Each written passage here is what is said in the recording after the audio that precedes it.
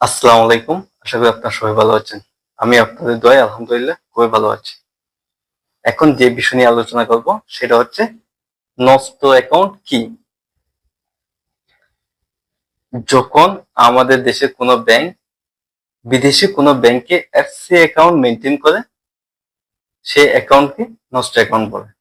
ধরুন আমাদের দেশের ইসলামী ব্যাংক দুবাই বা আরব আমিরাত বা সৌদি আরবে এফসি অ্যাকাউন্ট মেইনটেইন করে। সেই ক্ষেত্রে আমাদের এদিক থেকে সেটাকে নষ্ট অ্যাকাউন্ট বলা হয়। আমাদের দেশের বিভিন্ন ব্যাংক বিভিন্ন দেশে তারা এফসি অ্যাকাউন্ট মেইনটেইন করে।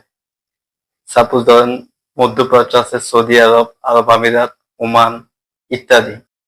হ্যাঁ, মালয়েশিয়ার এফসি অ্যাকাউন্ট মেইনটেইন করে, ইন্ডিয়ার এফসি অ্যাকাউন্ট মেইনটেইন করে, আরো বিভিন্ন দেশে এফসি অ্যাকাউন্ট মেইনটেইন করে।